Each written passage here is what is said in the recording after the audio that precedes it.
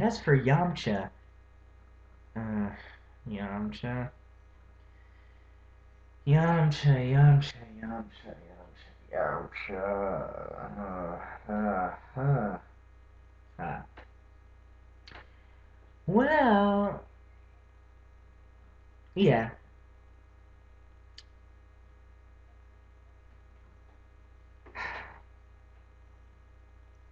Any other actor besides the guy they got to play Yamcha? I'm serious. Any other actor? Heck, even Nicolas Cage could have played a better Yamcha. Even Gary Coleman.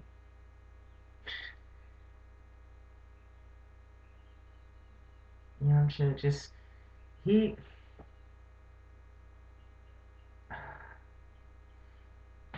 surprisingly did get an Asian guy to play Yamcha, but I don't know. I think he was trying too hard to sound like the anime one, because he had that, oh, right, righteous dudes, yeah, let's find the Dragon Balls thing going on. So it's like, he was only in the movie purely for comic relief, clearly. He sucks at fighting. He has the stupidest lines. He's pretty much just for comic relief and a love interest for Bulma. I say that way because in the movie it's pretty awkward how it happens. But in the anime, yeah, of course they were going out for pretty much all of Dragon Ball and then the first two, almost three seasons of Dragon Ball Z, I think. So, yeah, don't much care for the Yamcha in the live action version either. Alright. And, oh, and Piccolo. Yeah, Piccolo's awesome, don't get me wrong. Pretty awesome fighter. Really strong green Namek. However, in the movie, he doesn't really do that much fighting until like the last 10 minutes of the movie. It's ridiculous. He just pretty much spends the rest of the movie walking around all clad in leather, just looking all awesome. And he reminded me of Darth Vader actually the whole time. Half the time I was expecting him to go, let's find the Dragon Balls so I can rule the world. You know? Why not? Anywho, yeah, the movie just. Mm, it was a nice attempt. I'll give the filmmakers credit. That stuff, all the special effects and the choreography and everything. I'm sure it wasn't cheap. The special effects look amazing. The key energy blasts and all that. Um, but it's not enough to outweigh all the bad things in the movie. Goku doesn't even wear his trademark orange gi till like the last 10 minutes of the movie during the final fight. Bullcrap, right? It, iconic clothing worn by the main character is not worn by him until the last 10 minutes of this hour and a half movie? Yeah, the movie seriously is only an hour and a half. Shocker, right? You'd expect a Dragon Ball movie to be at least 2 hours. Why so short? They could have done so much more. They could have done the whole Emperor Pilaf saga and Lord Piccolo. Well, actually, upon seeing the end result of their hard work, I'm glad that this movie is only an hour and a half. I think any longer I would have had an aneurysm, brain aneurysm, or I would have just shot myself or drank myself to death. Uh, but anyways, yeah, Goku finally becomes the ape during the last 10 minutes of the movie. He turns on his friends because he's Piccolo's disciple, Ozaru, the great ape. Um, Gosh, they took so many liberties with the story in this movie.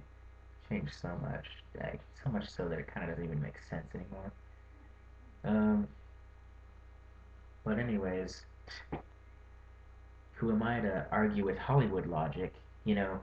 Hollywood states that every successful action movie's main character has to be in high school and have superpowers because that sells books and buttons and all kinds of stuff at Hot Topic or Borders.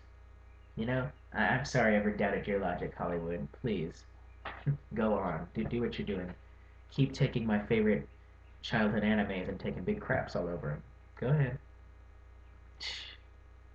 I, but anyways, yeah, and then finally, when Goku does the final Kamehameha wave energy blast at Piccolo, um, even they managed to screw that up.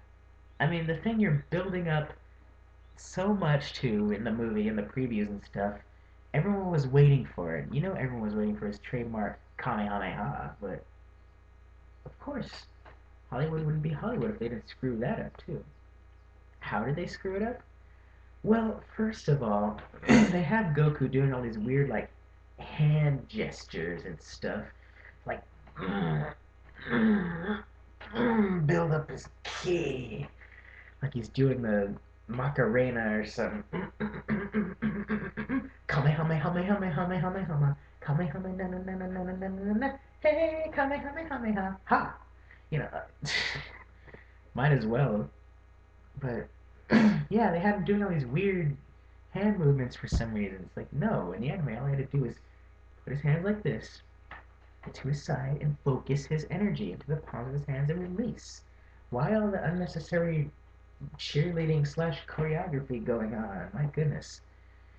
And then to make it even weirder, he doesn't stand there and shoot it. He jumps up, flies through the air, and like takes it with him. It's kind of weird, but at least the beam itself looked cool.